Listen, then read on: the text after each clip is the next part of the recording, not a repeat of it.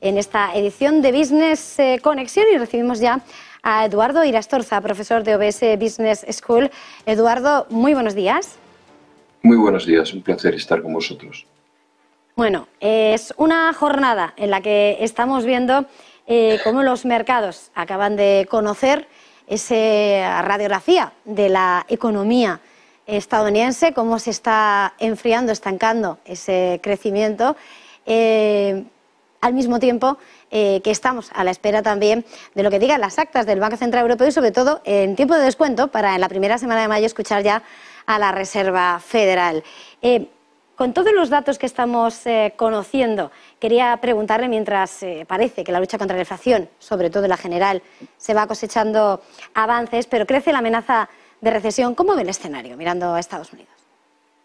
Pues la verdad es que lo acaba de señalar Víctor Álvarez González.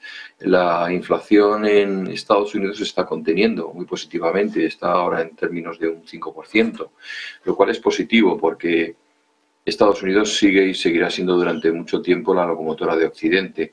En ese sentido es una noticia positiva. Por otro lado, no podemos decir lo mismo de Europa. Estamos todavía un poco lejos de conseguir controlar el ritmo de crecimiento de la inflación, pero con todo y con eso yo creo que Europa ya está empezando a dar los pasos para establecer una política económica, fiscal mucho más común de lo que ha sido en los últimos meses para salir de esta situación. Yo creo que estamos empezando a comprender que salir de esta requiere del esfuerzo de todos. Y en ese sentido, pues estamos viendo que las cancillerías europeas están aproximando posturas y estableciendo un diálogo que yo espero que sea fértil para todos, ¿no? Indudablemente la situación no es tan preocupante como la que vivíamos hace solo unos meses, pero sin embargo hay nubarrones en el escenario general, como pueda ser un repunte del conflicto ucraniano o unas disensiones como la que hemos visto y señalado antes de Polonia y de otros países del este con el resto de los países occidentales a la hora de establecer los canales de ayuda y de desarrollo. Cómo está afectando esa ayuda que nosotros estamos dando a Ucrania, no solamente militar, sino económica, a países mucho más vulnerables en este sentido, porque son su competencia directa en aspectos como los cereales que habéis señalado, ¿no?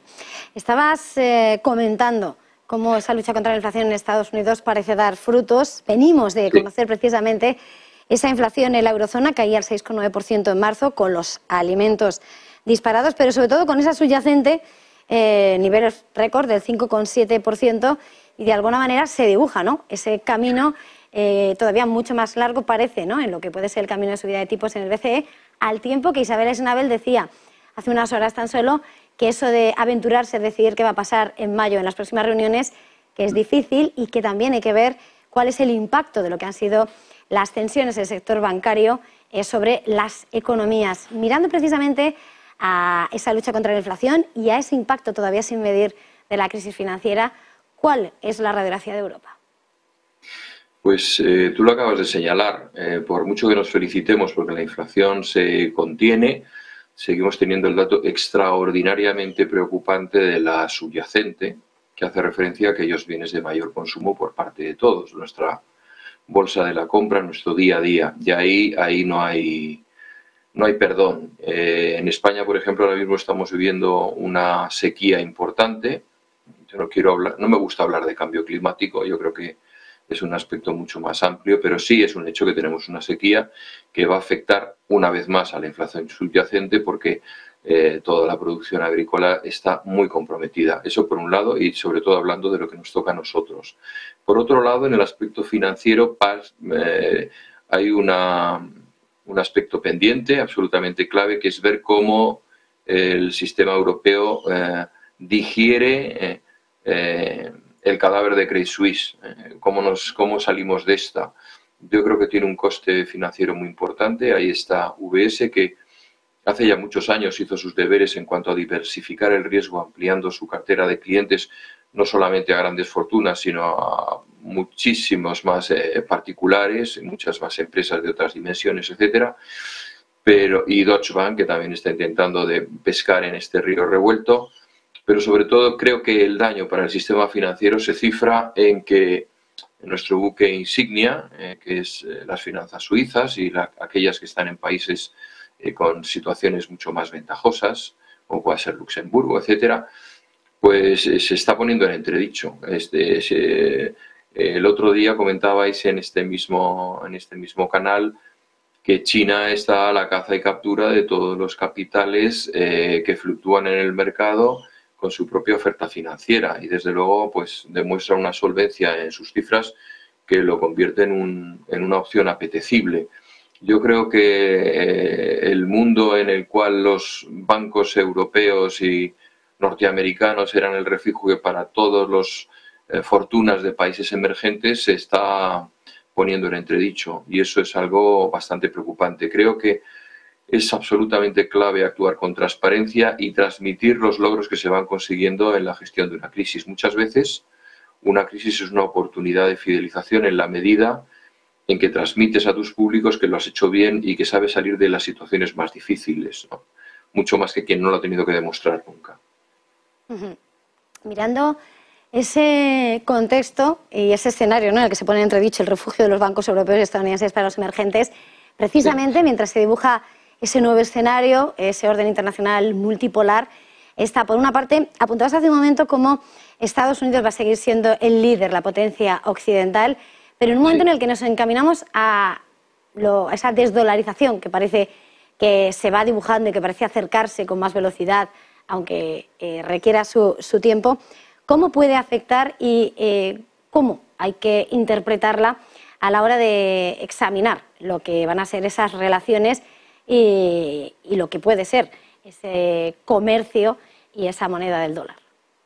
Sí, bueno, yo creo que los días de la hegemonía absoluta del dólar pues ya tienen fecha de caducidad, será antes o después, pero estamos en un escenario mucho más diverso, en el cual monedas como la China o como la India en el futuro pues van a tener un peso determinante. Incluso el rublo, en el momento en que salga de esta situación, pues puede incluso también competir con ventaja en este escenario. Hay que tener en cuenta que estos países emergentes, sobre todo China, tiene una cantidad de dólares enorme, equiparable a lo que pueda tener toda Europa junta, ¿no? Y que eso es al mismo tiempo un arma financiera, pero al mismo tiempo un riesgo para la propia China, en la medida en que desprenderse de ese dinero también es desprenderse de un capital cuidadosamente acumulado después de muchos años de esfuerzo, de trabajo y de éxito. Lo que no cabe duda es que China ya está dando los pasos para buscar un escenario más de equilibrio, más de igualdad. Yo recuerdo un libro fantástico de Kennedy que se llama Diplomacia, en el cual reclama el papel de Estados Unidos como uno de los actores principales, pero teniendo en cuenta que solamente en situaciones de equilibrio político, económico, militar incluso, se ha mantenido una paz estable. Hablábamos de la Guerra Fría, pero solo en la medida en que había, en cierta manera, una equiparación entre, como dirían los chinos, el yin y el yang, entre Oriente y Occidente, pues mantuvimos al final una situación de paz, una paz, como dirían los franceses al principio de la Segunda Guerra Mundial, una paz un poco falsa, ¿de acuerdo?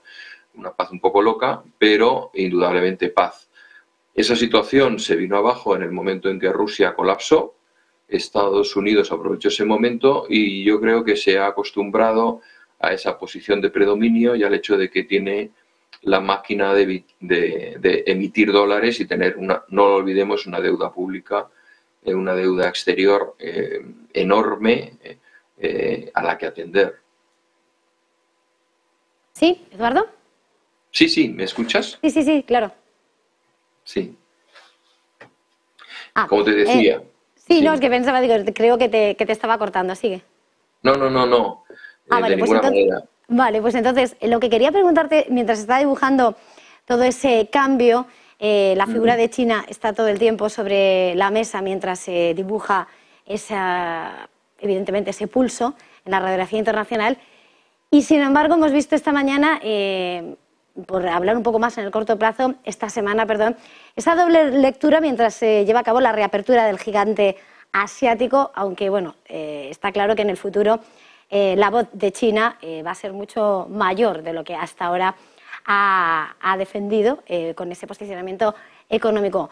¿Cómo está mirando en este momento en el que el PIB ha sorprendido, pero la producción industrial sigue todavía frenada, mirando al gigante asiático, lo que está siendo esa reincorporación, mirando el aspecto más macroeconómico? Sí, yo creo que China, desde un punto de vista, como tú señalas, ¿no?, macroeconómico, indudablemente las cosas le van mejor que al resto.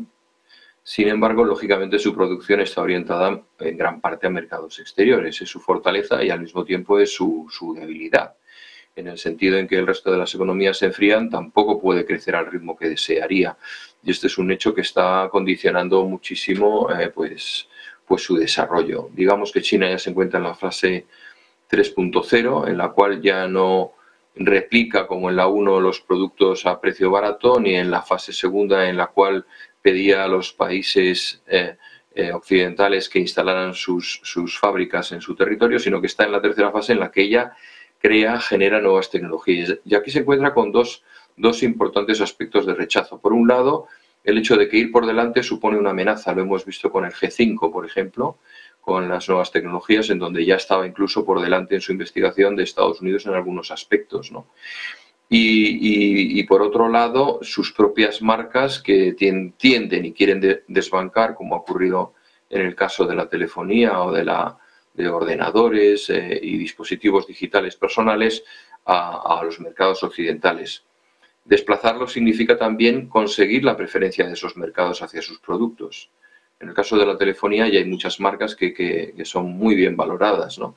Pero en otros sectores le queda ese camino por recorrer. Yo recuerdo que trabajé para Huawei cuando desembarcó en España y su primer paso fue establecer unas relaciones importantes y estrechas con aquellas personas que tomaban en las grandes empresas como Telefónica, por ejemplo, las decisiones de compra.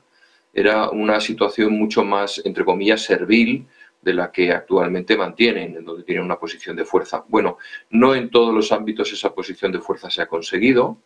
China lo sabe y tiene que actuar con pies de plomo en esa expansión, porque Estados Unidos, lógicamente, va a pedir a los occidentales que apuesten por la tecnología que ellos desarrollan e incluso pues enseñará un poquito sus cartas y les pedirá que colaboren en ese esfuerzo.